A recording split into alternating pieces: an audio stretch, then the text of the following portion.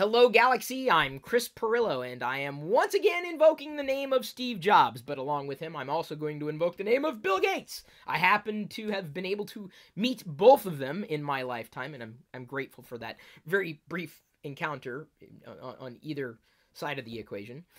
Believe it or not, they happen to agree on a great many things. They agreed and disagreed on a great many things, but I wanted to cover one particular topic that I'm interested in, and it was something that recently bubbled into my feed that I think you may be interested in as well, whether or not you also happen to be like me. And I don't just mean a geek, I mean a geek father, someone who is raising a child, or maybe you are a child, and I kind of hate to say it, but if you're younger than 44 years old, you're a child to me. That's how it goes. And see, then when you reach my age, you'll understand what that's like. But specifically, we're talking about parents and adults who have the ability to raise a child in their home. This is the headline, and of course I would suggest you read this article even if you aren't a geek father like me. This will all start making sense soon, I hope. Bill Gates and Steve Jobs raised their kids tech-free, and it should have been a red flag. This is something that I said I was planning on doing, as much as I understand the value of technology. Specifically in relation to education, STEM, for example, science, technology, engineering, mathematics. These are disciplines I hope to be able to expose Jedi to, despite there being some kind of cultural misnomer suggesting that because you're a girl or because you're a female, you're never going to be interested in STEM, or STEM is just for boys. That's not how science, technology, engineering, and mathematics work. In fact, if it weren't for females in these roles, we wouldn't have what we have today. We would not have been able to accomplish something as a human species on this planet without both males and females. So I understand the role and how to effectively manage it better in relation to having or helping Jedi accommodate what technology might be able to bring to her. And unfortunately, I think this is a massive disconnect with a lot of parents in my type of position, or maybe in your position, where they don't really understand the power of technology and how it could potentially destroy. This is one of the reasons why I call myself anymore a technology minimalist. I don't look to surround myself with technology, and I've suggested that you do just the same. Why? Well, let's go ahead and dive a little deeper into this article. Psychologists are quickly learning how dangerous smartphones can be for teenage brains. I'm going to go a little bit further and suggest that I don't know how good it is for adult brains. Research has found that an 8th grader's risk for depression jumps 27% when he or she frequently uses social media. Kids who use their phones for at least 3 hours a day are much more likely to be suicidal, and recent research has found that the teen suicide rate in the U.S. now eclipses the homicide rate with smartphones as the driving force. Technology can destroy, even when you think it won't. It's not just what the technology is, right? This slab of material. It's what it does. It's what it unlocks, and I really struggle when I try to accommodate what we have today and the power of what we have today, not just with the tool sets, which I think are absolutely amazing, transformative, but access to each other. And I remember what I was going through when I was an 8th grader, when I was a teenager, and it wasn't always a good time. Like many people who survived those teenage years, those very awkward teenage years, I will tell you that you may feel just as awkward decades later, but you may have been subjected to the whims of other teenagers who really couldn't handle themselves very well. I would say that many adults out there still can't handle themselves very well and never learned their lesson. I had to learn those lessons like many teenagers did, and that is there are a lot of people out there who just aren't responsible with their own feelings and emotions, and they project. I was, as I've mentioned several times over, someone who was subjected to bullying. You know, my name was Chris, and apparently that's all a bully needs. A bully doesn't need an excuse to bully. They just don't. They just need you to be willing to play the victim, and that's what they count on. They really do. They prey on that. If you've ever been the victim of a bully, maybe you're the bully. I don't know. It's possible to kind of transfer one into the next, being the victim and then turning around and being a bully. So where I'm going with this should be abundantly clear. First of all, I know that Jedi, as she gets older, is going to be exposed to other people. And this is one of the reasons I'm grateful to have had the experience of dealing with people online so I can better help her deal with people online before it becomes a problem.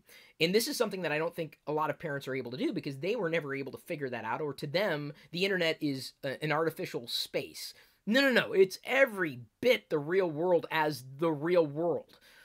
And I'm, again, so grateful that I've had that exposure so that I can effectively pass along those lessons to Jedi and empower her so that when she faces these problems, I will be there to help her talk through it and to process it, as a father could or should. I mean, it's in our nature as males to protect. We live for it. We don't even know we love to do it. It's just innate. We protect.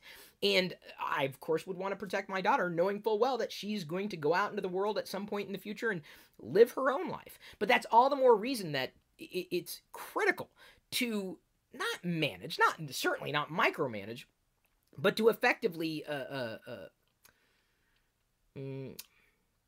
counsel someone, a child, through the nuances of dealing with other people online. The reason I talked about bullying is because this is very much a part of the teenage experience online. Bullying. Cyberbullying is a real thing. And I know some people said, well, she's going to be bullied because her name's Jedi. Well, first of all, her name actually means something, unlike, a lot of people's names. I mean, every name seems to mean something, but she was named after her mother, her grandmother, and her other grandmother. Judy, Elia, Diana. That's Jedi. So it actually means something. And a bully's going to find any excuse. Your hair's too long. Your hair's too short. Your avatar's this way. Your avatar's not that way. You misspelled this word. You didn't misspell this word. They'll come up with any reason to do it. The deal breaker for me is effectively handing over technology to a child of any age. And then certainly not being there in those formative years where those first social interactions are happening without being able to help and to say that, look, there are a lot of people who lack what you may already have. And so that's why it's critical for me in raising her with Diana. And we agree. We see eye to eye on this, not just, myself and Bill Gates and Steve Jobs, but Diana and I as well as parents. I believe in instilling in Jedi a few, I think, I guess we can call them traits. I'm not a trained person. I'm just a geek father who's got certain beliefs.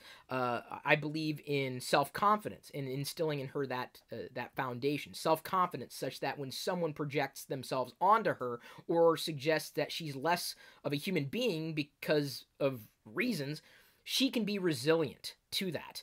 And that self-confidence is very critical. Not just self-awareness, self-confidence such that the decisions she's made, she's fine with the decisions she's made despite what somebody else may say, knowing full well that she may be, under social pressure, peer pressure. That self-confidence will be that much more important, which is something that I've developed over time, but I think I've always had a relatively strong feeling of self. And I'm hoping that Jedi will as well. I also believe in instilling that feeling of self-worth, such that when someone tries to take away from her, just like people try to take away from me all the time, everywhere, like it's constant. If I share anything in social, I'm slagged for it.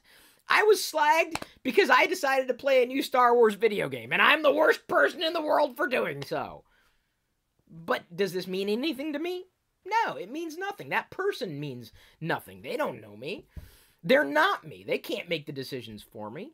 So I believe in, that power of self-confidence, self-awareness, self-worth, and then possibly above all, and hopefully this will happen later rather than sooner, although we are seeing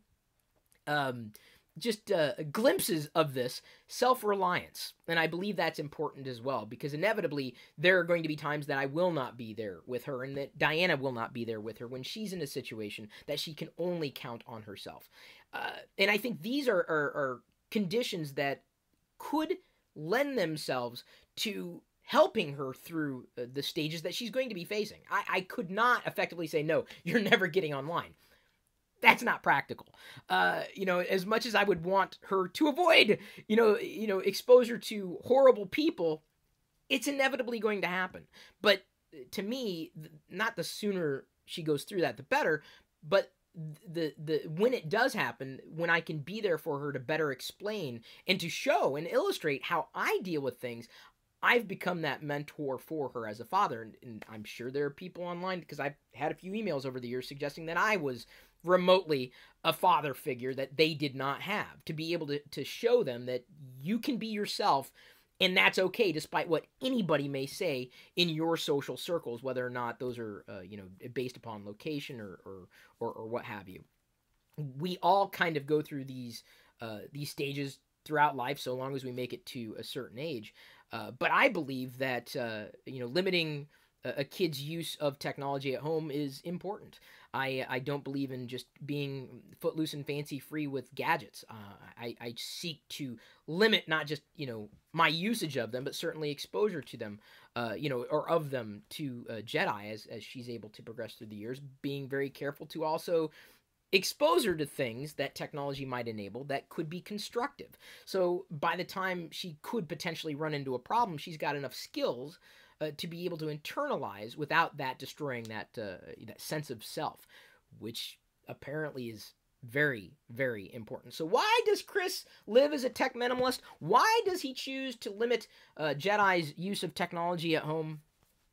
You may want to read that article and maybe even do more research. Technology is not everything it's cracked up to be, especially when somebody else gets a hold of it. It may not be what you do, but it's certainly what other people are doing with it, and that could lead to a problem.